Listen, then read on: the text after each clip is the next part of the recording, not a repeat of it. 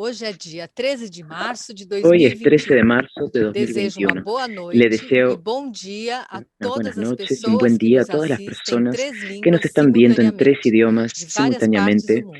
y que están en Em varias partes primeiro del mundo. lugar, quero En primer parabenizar a lugar, me Fundação gustaría Japão felicitar pela a la Fundación iniciativa Japón deste por la projeto e iniciativa todo o seu de este apoio para a proyecto sua y por todo su continuidade. apoyo para su Meu nome é continuidad. Silvia Yo Sassaoka, soy quero Silvia agradecer o Sasaoka y quiero convite da agradecer la Fundação invitación de la para exercer a Fundación função de mestre de para ejercer la cerimônias función deste de evento, maestra de ceremonias de Cidades e este evento, Comunidades Ciudades y Comunidades Sustentáveis. Sostenibles. Em 2020, En tive o prazer 2020 de ser tuve coordenadora el da primeira honor de ser edição do coordinadora de la projeto primera edición del Formação de proyecto, Novos formación de Facilitadores nuevos para o facilitadores Intercâmbio para el intercambio Japão-Brasil, na Japón-Brasil, cidade de en Bauru. la E este ano o programa Cidades e Comunidades Sustentáveis, promovido por essa fundação, contou com o apoio curatorial de Hiroyuki Hashiguchi, ICI Brasil e dos facilitadores Amy Maitland, Leonardo Inomata, João Vitor Gomes, Laura Camargo, formados na edição anterior, que vem participando já há alguns meses do planejamento e execução desta segunda edição.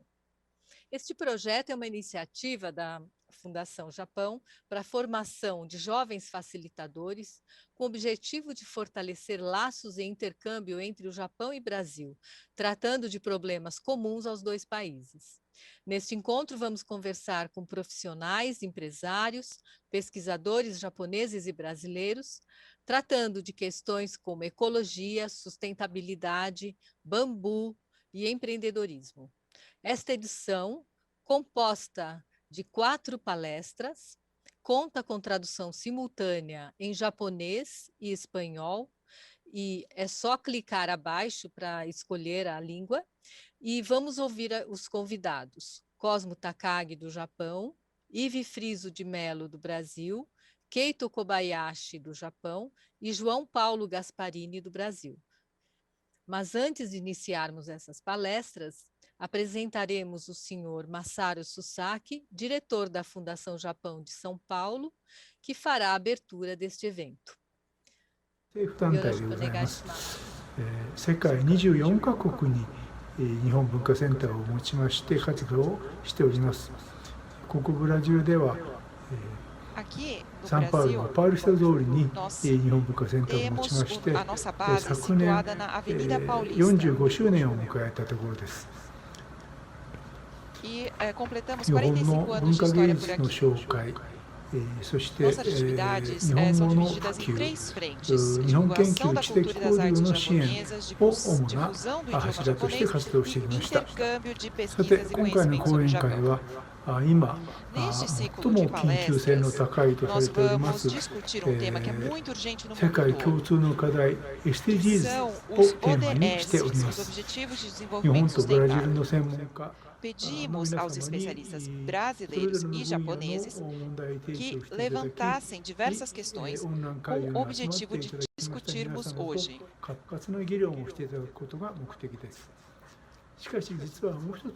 Mas não é só isso. Nós temos mais um objetivo importante. Por meio desse evento, estamos desenvolvendo facilitadores que irão solucionar juntos alguns desafios sociais que são comuns ao Brasil e ao Japão.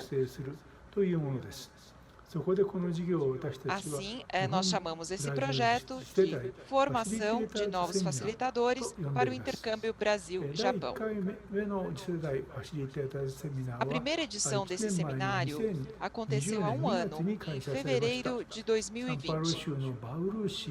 O tema do evento foi pensar no uso do bambu produzido na região de Bauru, no estado de São Paulo, com o intuito de revitalizar comunidades locais.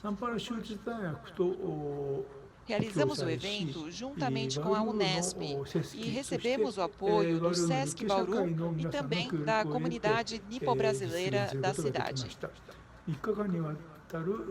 Passamos 3 dias juntos e contamos com a participação de 5 especialistas e 12 jovens que, depois de terem visitado a comunidade local e o laboratório de experimentação com bambu da Unesp, realizaram discussões bem entusiasmadas que avançaram para além de suas áreas de especialização.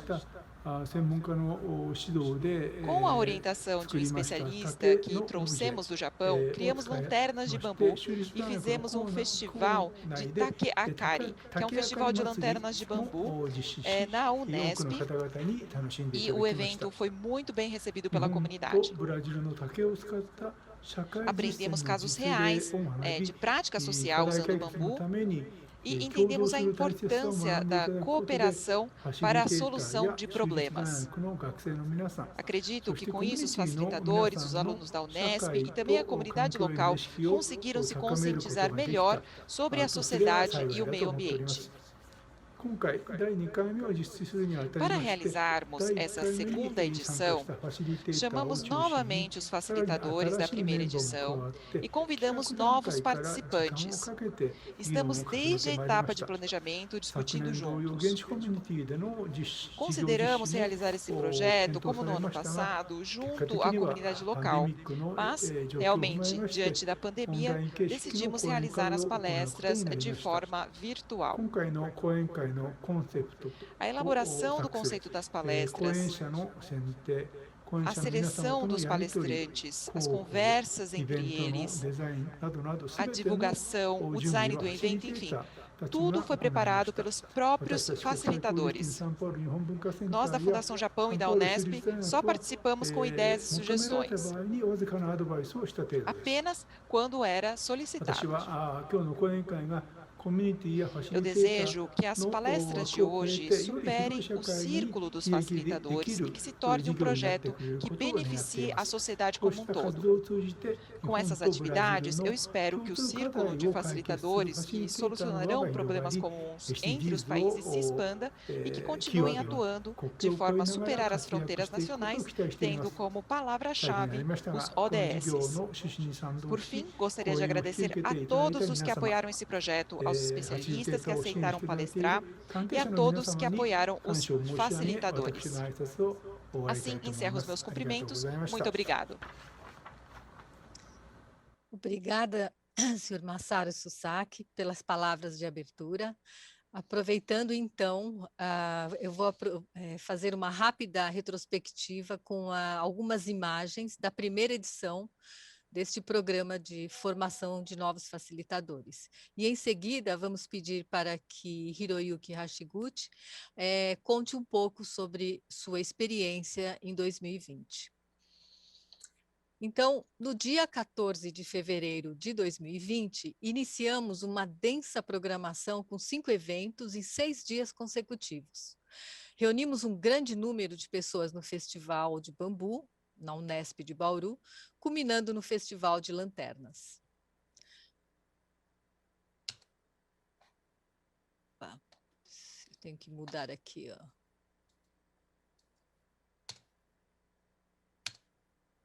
Não estou conseguindo. O slide. Este projeto pôde ser realizado graças à infraestrutura existente no Laboratório de Pesquisa e Experimentação com Bambu da Unesp de Bauru, implantado há 30 anos pelo professor Marco Pereira para a pesquisa e difusão do bambu em toda a sua cadeia produtiva. Este laboratório permite conhecer as mais diferentes espécies, manejo e produção, desenvolvimento de produtos, construções e estruturas leves e atividades de formação e extensão comunitária.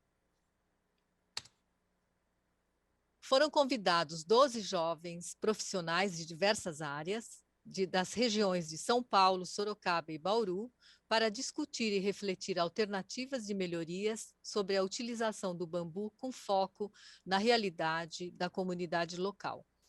Foram realizadas visitas técnicas na sede da Associação Viverde, no assentamento rural Horto de Aimorés, em Bauru, para apresentar aos novos facilitadores a realidade da comunidade, o potencial do bambu e suas aplicações. Também foram realizadas palestras com os especialistas e, finalmente, uma roda de conversa com discussões e proposições futuras pelos facilitadores. Em seguida,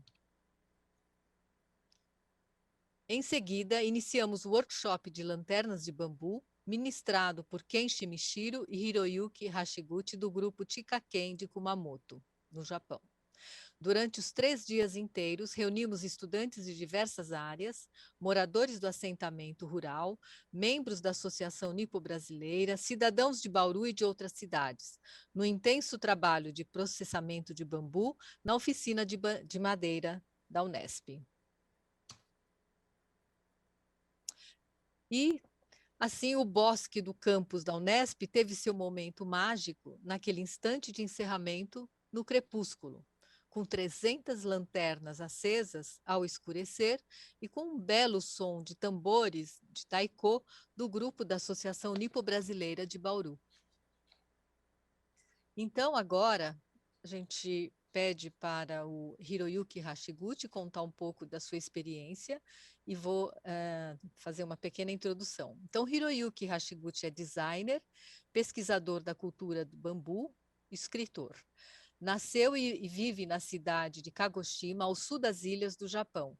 É formado em design pela Musashino Art University de Tóquio e veio ao Brasil pela primeira vez em 2006 como voluntário na comunidade Monte Azul, na zona sul de São Paulo. Em 2017, foi co-curador da exposição Bambu, Histórias de um Japão, na Japan House, em São Paulo. Em fevereiro de 2020, participou da primeira edição do projeto Formação de Novos Facilitadores e com o grupo Chikaken no Festival das Lanternas e realizou a palestra no Sesc Bauru. Por favor, Hiroyuki. Hiroyuki Hashiguchi, yoroshiku onegai shimasu. Onegai shimasu. もう話していいですかね。 Já posso começar? Silvia, Rony, muito obrigado. No ano passado, pude participar do evento, acho que foi uma grande sorte. E logo depois, né, veio a pandemia, principalmente no Brasil. Né, tenho ouvido que muitas vidas têm se perdido, então eu desejo todos os meus sentimentos para os brasileiros.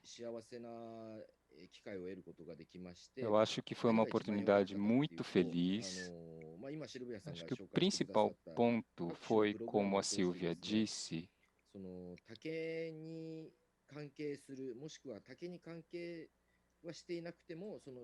eu pude ter uma comunicação com pessoas do universo do bambu e também pessoas de fora do universo do bambu, de várias comunidades. Então, toda essa participação foi super interessante e divertida. Então, quando pensamos nessa sociedade sustentável no Brasil, eu acredito que o bambu tem uma grande possibilidade de contribuir com isso.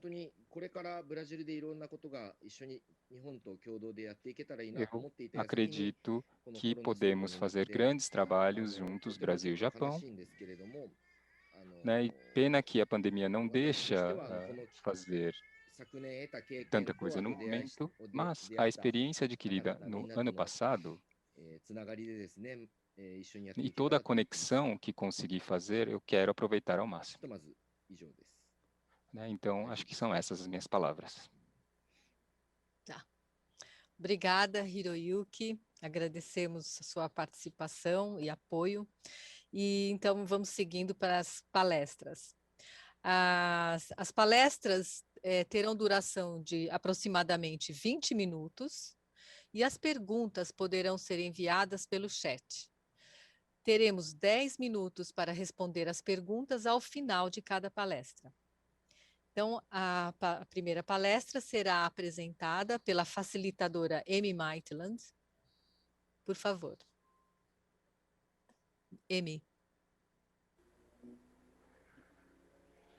Continuando, atualmente Cosmo é associado de pesquisa, especialmente nomeado da Graduate School of Media and Governance pela Universidade de Keio, no Japão, e autor de diversos livros sobre ODS. Nesta palestra, Cosmo Takagi apresentará o que são os Objetivos de Desenvolvimento Sustentável e como se relacionam com nossas vidas. Além disso, serão apresentados exemplos práticos de governos locais japoneses, como a cidade de Kameoka, província de Kyoto, que integra arte e ODS para alcançar os objetivos.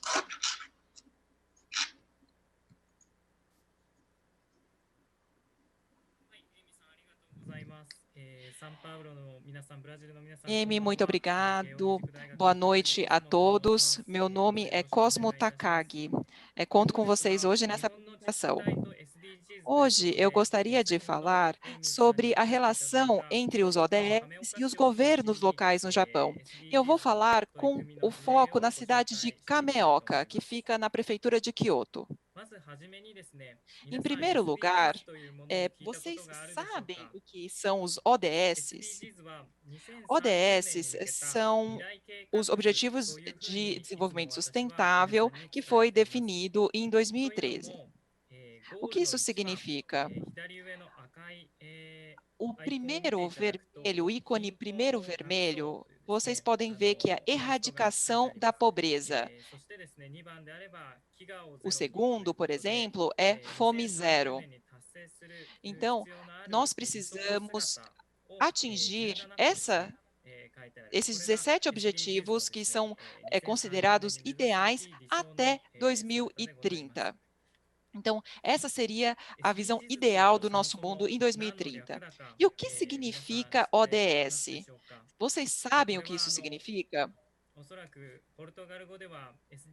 Em português, não é SDGs, né? Na verdade é ODS, mas significa Objetivos de Desenvolvimento Sustentável.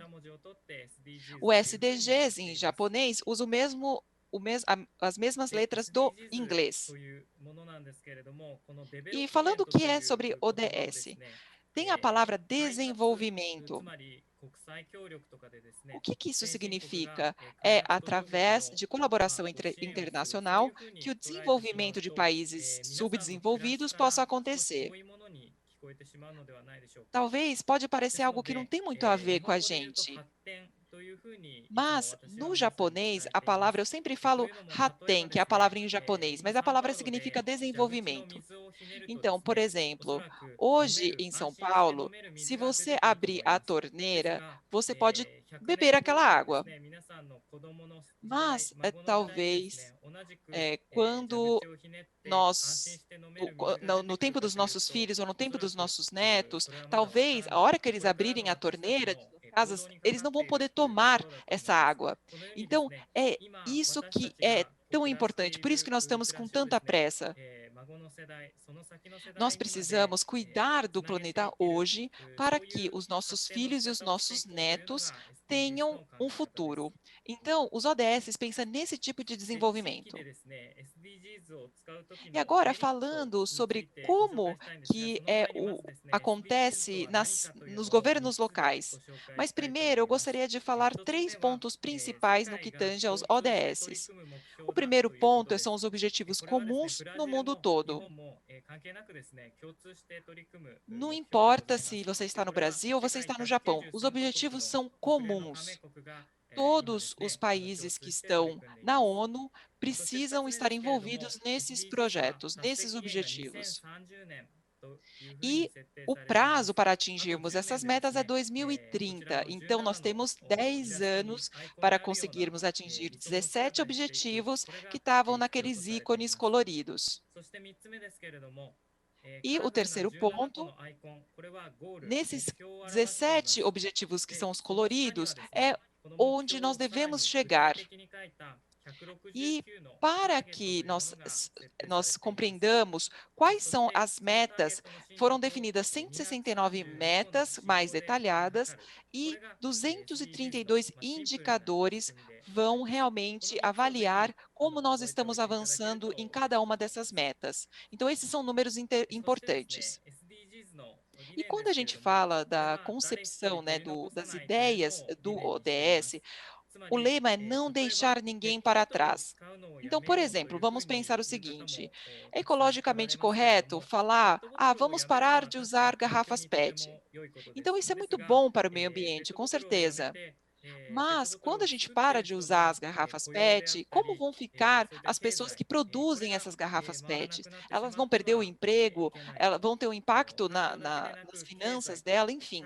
Então, nós precisamos pensar não apenas no meio ambiente, mas também na sociedade e também na economia. Precisamos pensar no todo, sem deixar realmente ninguém para trás. Agora, vamos falar sobre como que é possível usar os ODS da sua comunidade. Quando eu penso nos benefícios que essas comunidades vão ter ao aplicar os ODS, é que podemos compartilhar premissas, problemas e metas. Esse é o primeiro ponto positivo. O que isso significa? Por exemplo, eu estou mostrando aqui algumas imagens. Quando você está morando em uma determinada cidade, você tem diversos sentimentos com relação a essa cidade. Então, por exemplo, aqui embaixo e na esquerda, tem pessoas que falam, nós precisamos proteger mais o meio ambiente. Agora, em cima, algumas pessoas podem falar que não, economia em primeiro lugar, economia é o mais importante. E as pessoas que, por exemplo, usam cadeiras de rodas, são cadeirantes, elas querem mais acessibilidade, querem uma cidade mais acessível para elas. Então, cada um está pensando pelo seu ponto de vista em como melhorar a cidade, mas as visões são muito diversas. Esse é o status atual. Então, existe uma dispersão dos temas e dos objetivos. Cada pessoa tem uma visão específica. E quando nós temos os ODS, o que acontece é que é possível compartilhar as premissas e problemas com um direcionamento definido. Nós avançamos na mesma direção. É como se nós tivéssemos uma bússola e para conseguirmos avançar na direção adequada. Agora, tem o segundo ponto que eu gostaria de ressaltar, é que existe a possibilidade de estudar soluções multidisciplinares. Esse é o segundo ponto positivo. Por exemplo, quando a gente vai pensar num determinado problema, até agora, a gente sempre perguntava para um homem mais velho. Muitas vezes eram só essas pessoas que estavam nos locais de discussão. Mas nós precisamos levar em consideração a opinião, por exemplo, de um universitário jovem, de uma mulher de 30 e poucos anos, enfim. É muito importante que as pessoas colaborem, conversem, falem sobre os pontos em que são mais versados para avançarmos em soluções. Várias pessoas juntas pensam, a partir de diversos pontos de vista, quais são as soluções necessárias para determinado problema. Esse é um dos benefícios de usar as ODS em uma comunidade. O terceiro ponto é que nós podemos pensar no que é melhor para todos. Isso é um ponto muito importante. Esse é o terceiro benefício. Por exemplo, como nesse gráfico. Aqui você tem uma comunidade que tem alguns pontos que são fortes e outros mais fracos dentro desses 17 itens do ODS.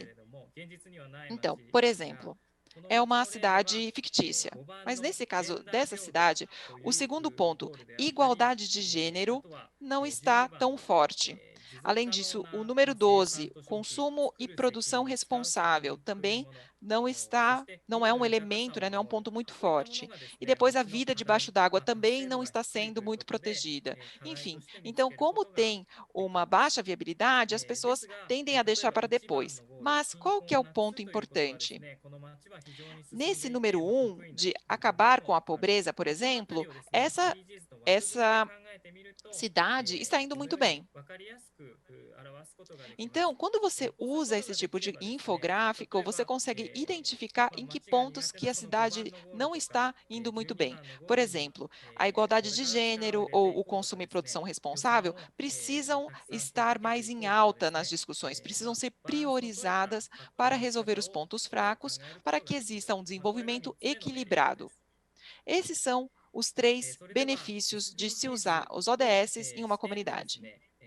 E agora, falando a partir do ponto de vista dos ODS, eu vou mostrar para vocês como que a gente pode fazer essa análise. Por exemplo, aqui é do Fórum Econômico Mundial, esses dados aqui que eu estou falando, e segundo esses dados, até 2050, o volume de plástico nos oceanos vai ultrapassar o volume de peixes. E isso foi apresentado nesse fórum. O que isso significa?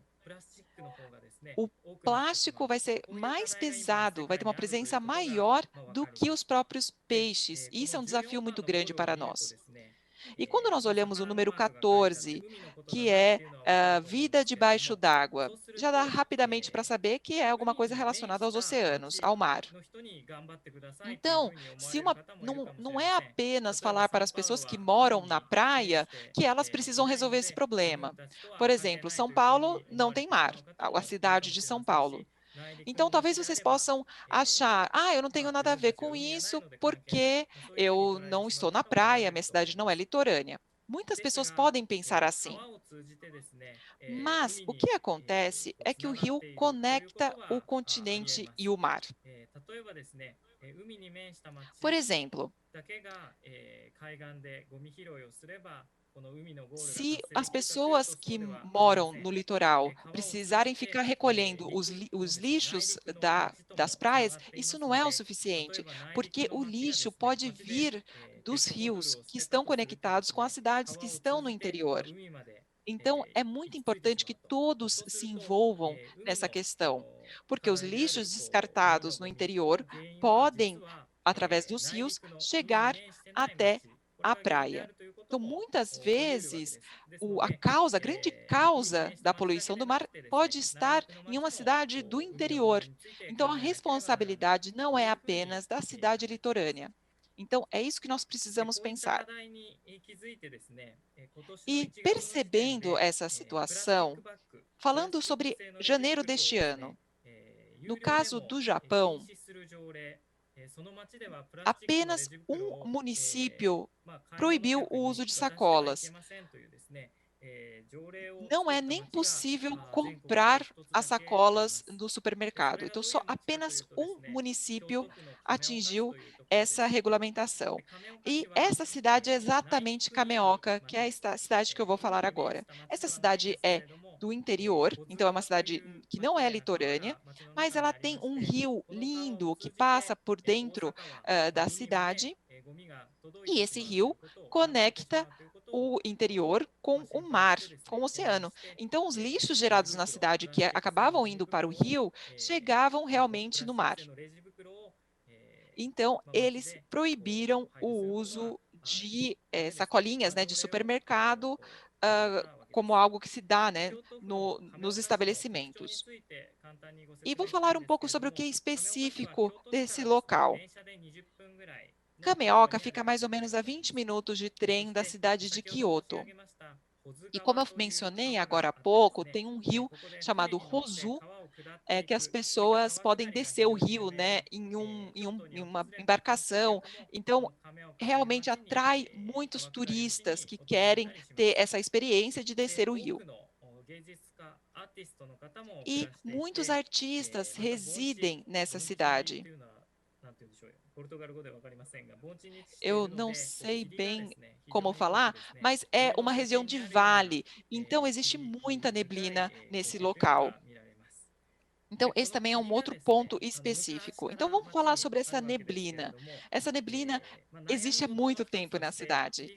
E um dos incômodos dessa neblina é que as roupas não secam no varal. Então, as pessoas que moram na cidade não gostam muito dessa neblina. Mas o que é o benefício?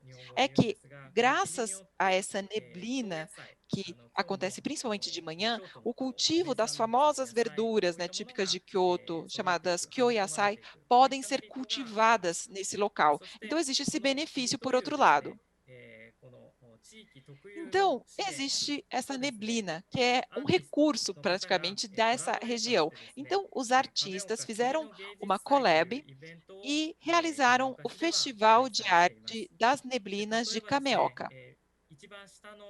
Por exemplo, aqui nessa parte da direita e de baixo, eu estou mostrando que o evento falou bastante sobre o bambu também. Então, por exemplo, fizeram diversas exibições, diversas artes com estes bambus. Então, foi um projeto de arte feita pelos artistas locais. Então, vamos falar sobre o Festival de Arte das Neblinas de Kameoka. O raciocínio partiu dos ODSs. Então, você tem um recurso local, que é a neblina. É algo que era despercebido, mas você agrega um valor a esse recurso que a cidade tinha e gera algo com significado. Então, a neblina, junto com a arte, fez com que fosse possível organizar esse Festival de Arte das Neblinas de Kameoka. Então, você gera um valor agregado. Então, o ponto foi, vamos pensar a partir do ponto de vista das ODSs. Então, foi possível fazer esse festival e vários desafios foram identificados a partir das análises de ODS. E isso tudo gerou as ações que visam a sustentabilidade. Este daqui é apenas um exemplo. Então, primeiro você tem o festival de arte e partimos então para avançar no que era possível fazer. Em Kameoka, tem pessoas que vão fazer o paragliding, o parapente. Então, tem vários fornecedores, né, de parapente, tem vários serviços de parapente. Então, conforme esse parapente vai ficando mais velho, esse tecido do parapente era jogado fora. Mas, a partir de agora, com uma colaboração com os artistas locais, foi possível produzir bolsas com esse tecido do parapente. Então, é como se você conseguisse reciclar esse tecido. Então, não é apenas reciclar, é adicionar um valor. Isso se chama upcycling. Algo que seria descartado acaba se tornando uma arte e tem um valor maior. Eu imagino que aqui no Brasil também exista, mas esse exemplo é uma economia circular. Então, é algo que seria jogado fora, tem um valor agregado a partir de alguma manufatura, algum conceito, e vira algo com valor. Então, pensando em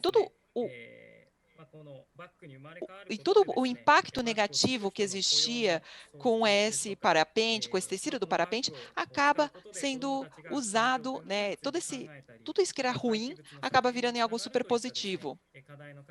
Está relacionado à arte, está relacionado à reciclagem. Bom, estou encerrando daqui a pouco a minha fala, mas eu gostaria de falar sobre a relação entre os jovens e os ODSs. Então, vamos pensar, quantos anos vocês vão estar daqui a 10 anos? Talvez, pensando nas pessoas jovens que estão assistindo, e são para essas pessoas que eu também quero falar, é que se, por exemplo, se você tiver 15 anos hoje, daqui a 10 anos você tem 25. Então, não se trata apenas de algo que os adultos precisam se envolver, os jovens e as crianças também precisam estar envolvidas.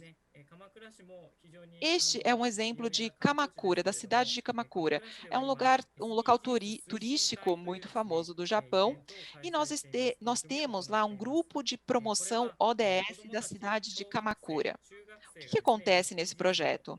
Universitários e crianças do ensino fundamental se unem para discutir os ODS. E o que é muito importante é o seguinte: quem ensina não são os adultos.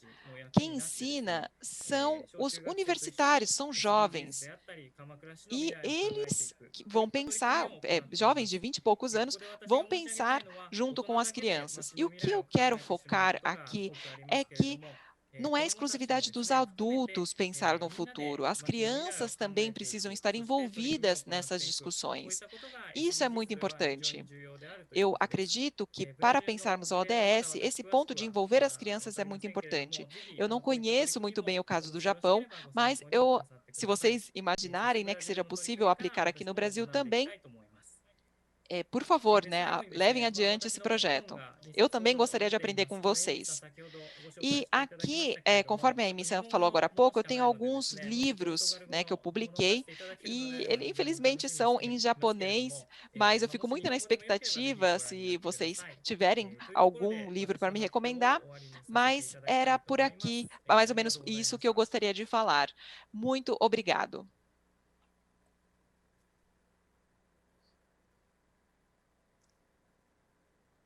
Obrigada, Cosmo Takagi, pela apresentação. Amy, você vai fazer a moderação das perguntas? Boa noite, obrigado novamente pela apresentação. Deixa eu ver aqui.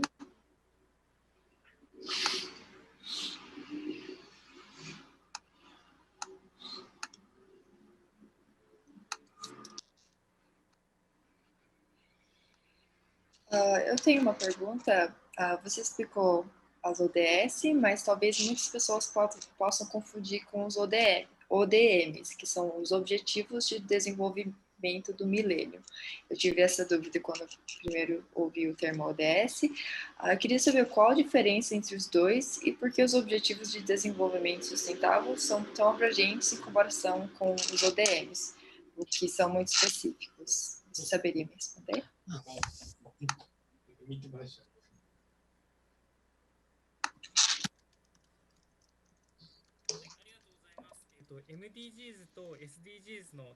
Muito obrigado. Eu vou falar sobre essa diferença. Se falamos, as grandes diferenças são três. A primeira, a MDGs tem um foco na África e também em outros países subdesenvolvidos. Agora, no caso das ODS, isso não é algo exclusivo dos países subdesenvolvidos. Países já desenvolvidos, como Japão e os Estados Unidos, também precisam participar e discutir esses processos. Então, essa é uma grande diferença entre os dois. O segundo ponto que eu gostaria de ressaltar é o seguinte: no caso do ODM, quem estava envolvido? Por exemplo, a ONU estava envolvida, o governo também estava envolvido e algumas ONGs também participavam de todos os processos para atingirmos os ODMs. Mas, no caso das ODS, as empresas privadas também precisam se envolver nesses processos. Então, acredito que esses são os dois grandes pontos. Hoje, no Japão, várias empresas estão envolvidas para ajudar, colaborar a atingir os ODS. Então, acredito que esses são dois grandes pontos. O terceiro ponto é que é o período de validade, né? A ODM foi até 2015 e as ODS é de 2015 a partir de 2030. Então, existe essa diferença, essas grandes três diferenças com relação a esses pontos. E gostaria de adicionar apesar de ter falado que seriam três. O ODM tinham apenas, no caso da ODM, eram apenas 8 pontos a serem atingidos, e no caso da ODS, são 17 7 pontos a serem atingidos. Então, existem diversas metas, né, que são diferentes, enfim. Acredito que esses sejam os pontos importantes. Obrigada. Acho que tem tempo para mais uma pergunta. Temos aqui uma da Roberta. Olá, boa noite, excelente palestra. Gostaria de saber como fazer para levantar os dados para o infográfico, por onde começar?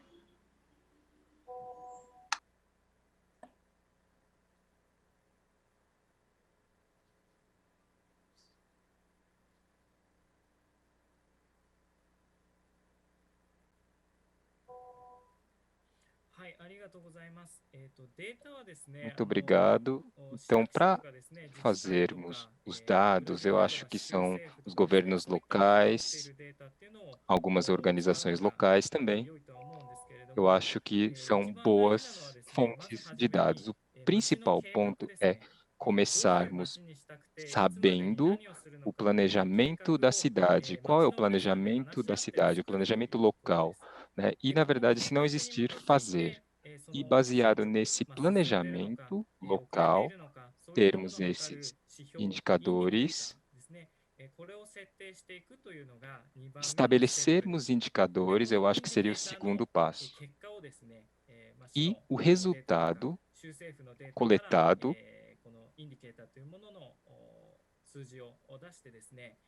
né, fazer o uso desses indicadores e comparar com os dados coletados nas organizações locais e ver se existe uma discrepância grande para ser realizada, para ser melhorada ou não.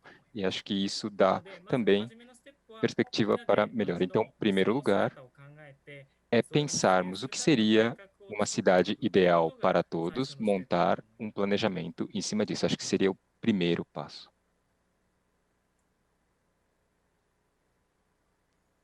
Entendi. Tem muita gente perguntando se tem previsão para publicar seus livros no Brasil. Você saberia responder?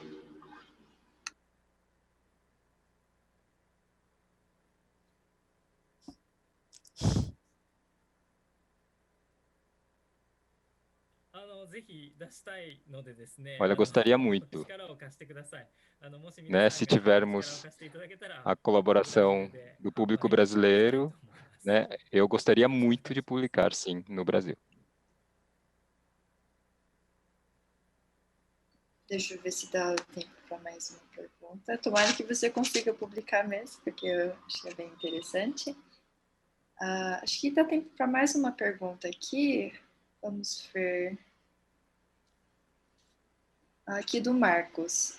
O que as religiões orientais têm a ver com os ODS e como essas podem contribuir na implantação destes aqui no Brasil e em outros países?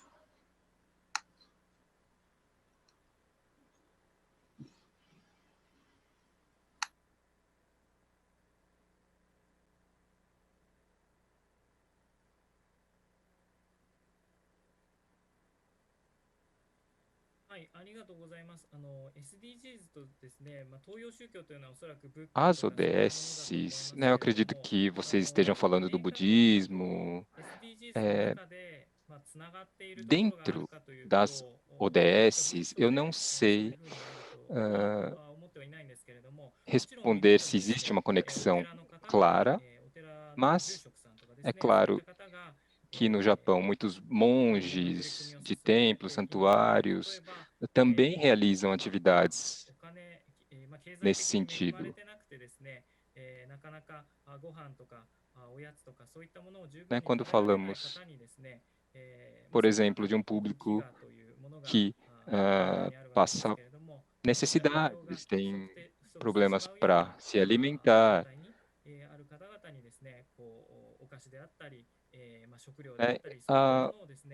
algumas entidades religiosas, digamos, templos e santuários, realizam, sim, atividades para auxiliar esse público. Assim, isso já ouvi falar. Então, para atingirmos os objetivos, eu acredito que tem, sim, algumas atividades acontecendo, sim, nessas entidades religiosas.